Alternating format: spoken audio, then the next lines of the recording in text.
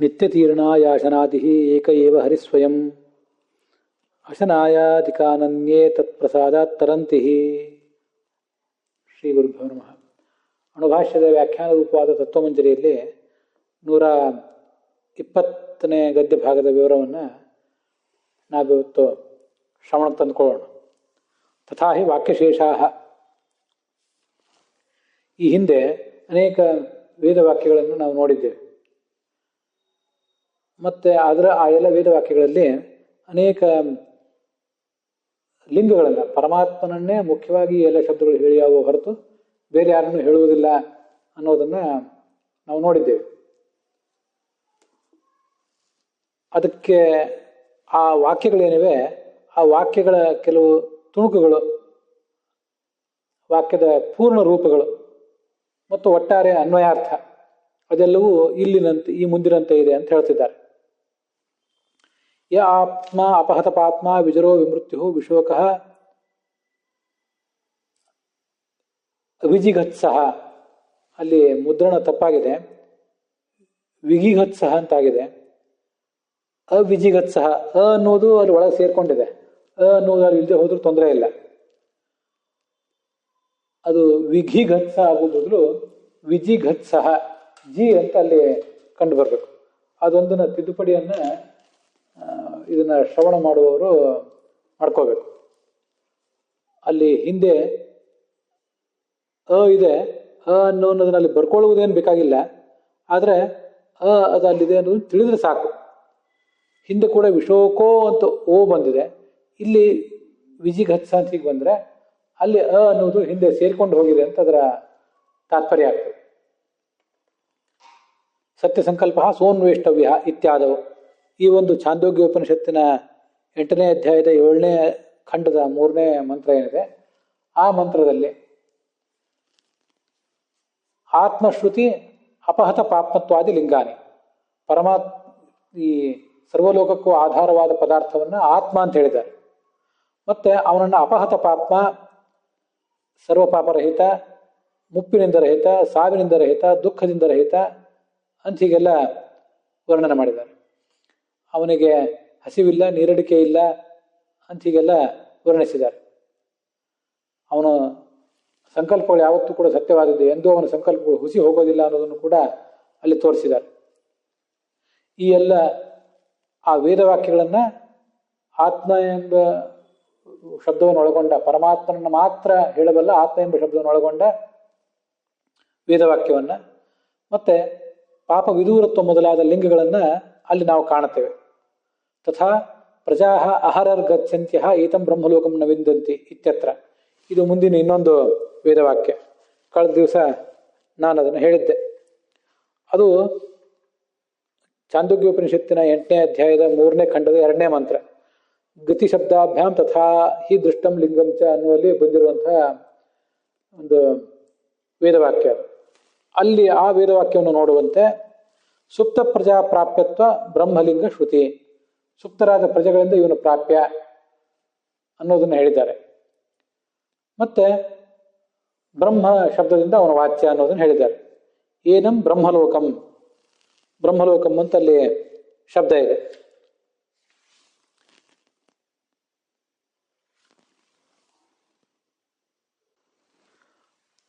ಜೀವರು ಪ್ರತಿದಿನ ಗಾಢನಿದ್ರಾವಸ್ಥೆಯಲ್ಲಿ ಹೃದಯದಲ್ಲಿರುವ ಸರ್ವಾಶ್ರಯನಾದ ಪರಬ್ರಹ್ಮನನ್ನು ಹೊಂದಿದರೂ ಕೂಡ ಅಜ್ಞಾನದಿಂದ ಆವೃತರಾಗಿದ್ದಾರೆ. ಆದ್ದರಿಂದ ಅವನನ್ನು ನೋಡ್ಲಿಕ್ಕೆ ಸಮರ್ಥರಾಗ್ತಿಲ್ಲ ಅಂತ ಅದರ ಅರ್ಥ. ಬ್ರಹ್ಮಣೋಲೋಕ ಬ್ರಹ್ಮಲೋಕ ಇತಿ ಹೃತ್ಪದ್ಮಸ್ಥಸ್ಯ ಬ್ರಹ್ಮಲೋಕತ್ವೋಕ್ತ್ಯ ತತ್ಸ್ಥಸ್ಯ ಬ್ರಹ್ಮಶಬ್ದವತ್ವಸ್ಯ ಸುಪ್ತ ಪ್ರಜಾ ಪ್ರಾಪ್ಯತ್ವಸ್ಯ ಚ ಸಿದ್ಧೇಃ. ಹರ್ ಗಚ್ಚಂತ್ಯ ಏತಂ ಬ್ರಹ್ಮಲೋಕಂ ಅಂತಿದೆಯಲ್ಲ, ಆ ಏತಂ ಬ್ರಹ್ಮಲೋಕಂ ಅಂತ ಅನ್ನುವುದಕ್ಕೆ ಏನರ್ಥ ಅದನ್ನು ಸ್ವಲ್ಪ ನಾವು ಆಲೋಚನೆ ಮಾಡಬೇಕು. ಏತಂ ಲೋಕಂ ಅಂದರೆ ಈ ಪರಮಾತ್ಮನನ್ನು ಅಂತ ಅರ್ಥ. ಅಲ್ಲಿ ಆ ಬ್ರಹ್ಮಲೋಕಂ ಎಂಬ ಶಬ್ದಕ್ಕೆ ಬ್ರಹ್ಮಣಃ ಲೋಕಃ ಬ್ರಹ್ಮಲೋಕಃ ಅಂತ ಹೀಗೆ ಅರ್ಥ ಮಾಡಬೇಕು ಅಂತ ಹೇಳ್ತಾರೆ. ಬ್ರಹ್ಮಣ ಅಂದರೆ ಗುಣಪೂರ್ಣನಾದ ಪರಮಾತ್ಮನನ್ನು ಗುಣ ಬ್ರಹ್ಮ ಅಂದರೆ ಗುಣಪೂರ್ಣ, ಅವನ ಲೋಕ ಅಂದರೆ ಆ ವಿಷ್ಣು ಲೋಕ ಅಂತ ಅರ್ಥ. ಹೀಗೆ ಅದಕ್ಕೆ ಅರ್ಥ ಕಾಣಿಸ್ತದೆ. ಹೀಗೆ ಬ್ರಹ್ಮಲೋಕ ಎಂಬ ಶಬ್ದಕ್ಕೆ ಗುಣಪೂರ್ಣನಾದ ಪರಮಾತ್ಮನ ಲೋಕ ಅಂತ ಒಂದರ್ಥ. ಇನ್ನೊಂದು ಲೋಕ ಅಂದರೆ ಆಶ್ರಯನಾದವನು, ಸರ್ವರಿಗೂ ಆಶ್ರಯನಾದವನು ಅಂತ ಅರ್ಥ. ಹಾಗಾಗಿ ಬ್ರಹ್ಮ ಅಂದರೆ ಗುಣಪೂರ್ಣ ಅಂತ ಅರ್ಥ, ಲೋಕ ಅಂದರೆ ಸರ್ವಕ್ಕೂ ಆಶ್ರಯ ಅಂತ ಅರ್ಥ. ಅಥವಾ ಅಯಂ ವಾ ಆತ್ಮ ಸರ್ವೇಷಾಂ ಭೂತಾನಾಂ ಲೋಕಃ ಅಂತ ಬೃಹದಾರಣ್ಯಕ ಉಪನಿಷತ್ತು ಲೋಕ ಅನ್ನುವ ಶಬ್ದವನ್ನು ಆಶ್ರಯ ಅನ್ನುವ ಅರ್ಥದಲ್ಲಿ ಪ್ರಯೋಗ ಮಾಡಿದೆ. ಇಲ್ಲಿ ಬ್ರಹ್ಮಣಃ ಲೋಕಃ ಬ್ರಹ್ಮಲೋಕಃ, ಆ ಪರಮಾತ್ಮನ ಲೋಕವನ್ನು ಇವರು ತಲುಪಿದರೂ ಕೂಡ ಅವರಿಗೆ ಆ ಪರಮಾತ್ಮನನ್ನು ಪೂರ್ಣವಾಗಿ ತಿಳಿಲಿಕ್ಕೆ ಆಗ್ತಾ ಇಲ್ಲ. ಪರಮಾತ್ಮನನ್ನೇ ತಲುಪಲಿ ಅಥವಾ ಪರಮಾತ್ಮನ ಲೋಕವನ್ನೇ ತಲುಪಲಿ, ಅವರು ಮುಕ್ತರೇ ಆಗಿರಲಿ ಅಥವಾ ಸಂಸಾರದಲ್ಲೇ ಇರಲಿ, ಅವ್ರು ಯಾರಿಗೂ ಕೂಡ ಆ ಪರಮಾತ್ಮನನ್ನು ಪೂರ್ಣವಾಗಿ ತಿಳಿಲಿಕ್ಕಾಗೋದಿಲ್ಲ ಅಂತ ಅದರ ತಾತ್ಪರ್ಯ. ಬ್ರಹ್ಮಣೋಲೋಕಃ ಬ್ರಹ್ಮಲೋಕಃ ಅನ್ನೋದ್ರ ಬಗ್ಗೆ ಇನ್ನಷ್ಟು ಹೆಚ್ಚಿನ ವ್ಯಾಖ್ಯಾನವನ್ನು, ನಿಸ್ಸಂದಿಗ್ಧವಾದ ವ್ಯಾಖ್ಯಾನವನ್ನು ಮತ್ತು ನನ್ನದು ವಿಶೇಷ ಅರ್ಥಗಳನ್ನು ಹೇಳುವ ಪ್ರಯತ್ನವನ್ನು ಮುಂದೆ ಬ್ರಹ್ಮಸೂತ್ರ ಭಾಷ್ಯದ ಪಾಠದಲ್ಲೇ ಮಾಡ್ತೇನೆ. ಹೃತ್ಪದ್ಮಸ್ಥಸ್ಯ, ಹೃತ್ಕಮಲದಲ್ಲಿರುವಂಥವನು ಬ್ರಹ್ಮಲೋಕನಾಗಿದ್ದಾನೆ, ಅವನೇ ಬ್ರಹ್ಮಲೋಕ. ಹೃದಯ ಕಮಲದಲ್ಲಿರುವವನು ಪರಮಾತ್ಮ ಅಂತ ಹೀಗೆ ವರ್ಣನೆ ಮಾಡಿದ್ದಾರೆ. ಅವನು ಗುಣಪೂರ್ಣ ಅಂತ ಅರ್ಥ. ಬ್ರಹ್ಮಲೋಕತ್ವವನ್ನು, ಬ್ರಹ್ಮಲೋಕ ಎಂಬ ಶಬ್ದವನ್ನು ಹೃದಯ ಕಮಲದಲ್ಲಿರುವವನಿಗೆ ಮಾಡಿದ್ದಾರೆ. ಆದ್ದರಿಂದ ತತ್ಸ್ಥಸ್ಯ ಬ್ರಹ್ಮಶಬ್ದವತ್ವಸ್ಯ, ಆ ಹೃದಯ ಕಮಲದಲ್ಲಿರುವಂಥವನಿಗೆ ಒಂದು ಬ್ರಹ್ಮಶಬ್ದವತ್ವ ಅಂದರೆ ಬ್ರಹ್ಮಶಬ್ದ ವಾಚ್ಯತ್ವ ಅದು ಸಿಕ್ಕಿತು. ಮತ್ತು ಸುಪ್ತ ಪ್ರಾಪ್ಯತ್ವಸ್ಯ ಚ ಸಿದ್ಧೇಹೆ, ಸುಪ್ತರಾದ ಪ್ರಜೆಗಳಿಂದ ಪ್ರಾಪ್ಯತ್ವ ಇರುವುದು ಆ ಪರಮಾತ್ಮನಲ್ಲಿ, ಬ್ರಹ್ಮಶಬ್ದ ವಾಚ್ಯತ್ವ ಇರುವುದು ಅವನಲ್ಲಿ. ಮುಂದೆ ತಥಾ ಅರಶ್ಚ ಹವೈ ನ್ಯಶ್ಚ ಅರ್ಣವವು ಬ್ರಹ್ಮಲೋಕೆ ಇದು ಉತ್ತರ ವಾಕ್ಯ, ಅದು ಮುಂದಿನ ವಾಕ್ಯ. ಆ ಮುಂದಿನ ವಾಕ್ಯದಲ್ಲಿ ಸುಧಾ ಸಮುದ್ರಾಶ್ರಯ ವಿಷ್ಣು ಲೋಕೆ, ಅಮೃತದ ಸಮುದ್ರಕ್ಕೆ ಆಶ್ರಯವಾದ ವಿಷ್ಣು ಲೋಕವನ್ನು ಹೇಳಲಿಕ್ಕಾಗಿ ಸಪ್ತಮಿ ವಿಭಕ್ತಿಯಲ್ಲಿ ಏನಿದೆ ಅದನ್ನು ಹೇಳಲಿಕ್ಕೆ ಅಂತ ಅರ್ಥ, ಹೇಳುವ ಉದ್ದೇಶದಿಂದ, ವಿಷ್ಣು ಲೋಕವನ್ನು ಹೇಳುವ ಉದ್ದೇಶದಿಂದ ಬ್ರಹ್ಮಲೋಕ ಎಂಬ ಶಬ್ದವನ್ನು ಪ್ರಯೋಗ ಮಾಡಿದ್ದಾರೆ. ಪ್ರಯುಕ್ತ ಬ್ರಹ್ಮಲೋಕ ಪದಸ್ಯ ಹೃತ್ಪದ್ಮೆ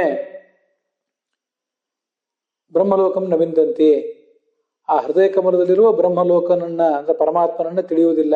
ಇತಿ ಪ್ರಯೋಗೇಣ ತತ್ಸ್ಥಸ್ಯ ತಾದೃಶ ಸಮುದ್ರಾಶ್ರಯ ಲೋಕವತ್ವಸ್ಯತೆ ಸಿದ್ಧೇಹೆ. ಹೃದಯ ಕಮಲದಲ್ಲಿರುವವನು ಯಾರು ಹಾಗಾದರೆ ಅಂದರೆ ಅಂಥ ಅಮೃತದ ಸಮುದ್ರಕ್ಕೆ ಆಶ್ರಯವಾದ ಲೋಕವತ್ವ ಅಂದರೆ ಲೋಕ ನಿವಾಸಿತ್ವ, ಲೋಕದ ಆಧಿಪತ್ಯ, ಇವೆಲ್ಲವೂ ಕೂಡ ಸಿಗ್ತಿವೆ. ಇಲ್ಲಿ ವಿಶೇಷ ಅರ್ಥವನ್ನೇನು, ಹೊಸ ಅರ್ಥವನ್ನೇನು ಹೇಳಲಿಲ್ಲ, ಆದರೆ ಪೂರ್ಣವಾದ ವಾಕ್ಯಗಳನ್ನು ರಾಘವೇಂದ್ರ ಸ್ವಾಮಿ ಇಲ್ಲಿ ಹೇಳಿದ್ದಾರೆ. ಅದರಲ್ಲಿರುವ ಕೆಲವು ವಾಕ್ಯಗಳನ್ನು ಕಳೆದ ದಿವಸವೇ ನಾವು ನೋಡಿ ಆಗಿದೆ, ನಿನ್ನೆ ವ್ಯಾಖ್ಯಾನದಲ್ಲಿ ನಾನು ಅದನ್ನು ಹೇಳಿದ್ದೆ. ಆದರೆ ರಾಘವೇಂದ್ರ ಸ್ವಾಮಿ ತತ್ವಮಂಜರಿಗೆ ಅನುಸಾರವಾಗಿ ಇಲ್ಲಿ ನೋಡಿದ್ದೀವಿ ಅಷ್ಟೆ. ನಾವು ಈ ಹಿಂದೆ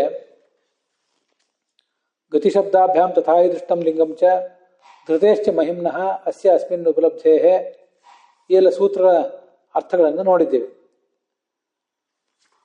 ಈ ದಹರ ಉತ್ತರೇಭ್ಯ ಅನ್ನುವಲ್ಲಿ ಇರುವಂಥ ಕೆಲವು ವೇದಮಂತ್ರಗಳನ್ನು ನೋಡಿರಲಿಲ್ಲ. ನಿತ್ಯತೀರ್ಣಾಯಾಶನಾದಿ ಏಕ ಏವ ಹರಿಸ್ವತಃ, ನಾನಿವತ್ತು ಮಂಗಲಾಚರಣದ ಆರಂಭದಲ್ಲಿ ಸ್ವಯಂ ಅಂತ ಹೇಳಿದೆ, ಹಾಗೆ ಬಾಯ್ಪಾಠ ಆಗಿತ್ತು ನನಗೆ. ಅದಲ್ಲ, ಹರಿಹಿ ಸ್ವತಃ ಪಾಠ ಇದ್ದಂತೆ ಕಾಣಿಸ್ತದೆ. ಅಶನಾಯಾಧಿಕಾನನ್ನೇ ತತ್ಪ್ರಸಾದಾತ್ ತರಂತಿ ಅಂತ ಪದ್ಮಪುರಾಣದ ಶ್ಲೋಕ ಇದೆ. ನಿತ್ಯವೂ ಹಿಂದು ಇಂದು ಮುಂದು ಹಸಿವು ನೀರಡಿಕೆ ಇತ್ಯಾದಿಗಳನ್ನು ದಾಟಿದವನು ಯಾರು? ಪರಮಾತ್ಮ ಒಬ್ಬನೇ, ಹರಿ. ಅವನು ಹರಿ, ಯಾಕಂದರೆ ನಮ್ಮ ಪರಿಹರಿಸುವವನು. ಏನು ಪರಿಹರಿಸ್ತಾನೆ ಅಂದರೆ ನಮ್ಮ ಹಸಿವು ನೀರಡಿಕೆಗಳನ್ನು ಪರಿಹರಿಸ್ತಾನೆ. ನಮ್ಮ ದೇಹಕ್ಕಾಗುವ ಹಸಿವು ನೀರಡಿಕೆ ಅದನ್ನೂ ಪರಿಹರಿಸ್ತಾನೆ. ಹಾಗೇನೆ ನಮ್ಮ ಆತ್ಮಕ್ಕಾಗಿರುವಂಥ ತತ್ವಜ್ಞಾನದ ಹಸಿವು, ಆ ನೀರಡಿಕೆಯನ್ನು ಕೂಡ ಅವನು ಪರಿಹರಿಸ್ತಾನೆ. ಉಳಿದವರು ತತ್ಪ್ರಸಾದ, ಭಗವಂತನ ಅನುಗ್ರಹದಿಂದ ಹಸಿವು ನೀರಡಿಕೆಗಳನ್ನು ದಾಟ್ತಾರೆ. ನೈವೇದ್ಯ ಕಾಲದಲ್ಲಿ ಹೇಳಬಹುದಾದಂಥ ತುಂಬ ಸುಂದರವಾದಂಥ ಶ್ಲೋಕ ಇದೆ. ಸತ್ಯಕಾಮ ಪರೋ ನಾಸ್ತಿ ತಮೃತೆ ವಿಷ್ಣುಮವ್ಯಯಂ. ಸತ್ಯಕಾಮತ್ವ ಅನ್ಯೇಷಾಂ ಭವೇತ್ ತತ್ಕಾಮ್ಯ ಕಾಮಿತ ಇತಿ ಸ್ಕಂದೆ. ಸ್ಕಂದ ಪುರಾಣದಲ್ಲಿ ಮಾತು ಹೀಗಿದೆ. ವಿಷ್ಣುವಿನನ್ನು ಹೊರತು ಬೇರೆ ಯಾರು ಕೂಡ ಸತ್ಯ ಸಂಕಲ್ಪರಲ್ಲ. ಲಕ್ಷ್ಮೀ ಮೊದಲಾದವರು ಸತ್ಯ ಸಂಕಲ್ಪರು ಹೌದು, ಆದರೆ ಅವರು ಸತ್ಯ ಸಂಕಲ್ಪರಾಗುವುದು ವಿಷ್ಣುವಿನ ಸಂಕಲ್ಪಕ್ಕನುಸಾರವಾಗಿ ಸಂಕಲ್ಪಗಳನ್ನು ಮಾಡುವುದರಿಂದ. ಅದು ಬಿಟ್ಟು ಸ್ವಯಂ ಅವರು ಸತ್ಯ ಸಂಕಲ್ಪರಲ್ಲ ಅಂತ ನಾವು ಸ್ಕಂದ ಪುರಾಣಕ್ಕೆ ಅನುಸಾರವಾಗಿ ತಿಳ್ಕೊಳ್ಬೇಕು. ಅಲ್ಲಿಗೆ ಆ ದಹರಾಧಿಕರಣದ ದಹರ ಉತ್ತರೇಭ್ಯ ಅಂತ ಮೊದಲನೇ ಸೂತ್ರ ಈಗ ನೋಡಿದಂಗಾಯ್ತು. ಮತ್ತೆ ಈ ಹಿಂದೆ ಗತಿಶಬ್ದಾಭ್ಯಾಂ ತಥಾ ಹಿ ದೃಷ್ಟಂ ಲಿಂಗಂ ಚ ಅನ್ನೋದನ್ನು ನೋಡಿದ್ದೇವೆ. ಧೃತೇಶ್ಚ ಮಹಿಮ್ನಃ ಅಸ್ಯ ಅಸ್ಮಿನ್ ಉಪಲಬ್ಧೆ ಅಂತ ಮತ್ತೆ ಮುಂದಿನ ಇನ್ನೊಂದು ಸೂತ್ರ. ಅದರ ವ್ಯಾಖ್ಯಾನವನ್ನು ಮುಂದಿನ ಭಾಗದಲ್ಲಿ ನೋಡೋಣ. ಇಲ್ಲಿಗೆ ಈ ಭಾಗ ಸಮಾಪ್ತವಾಗಿದೆ.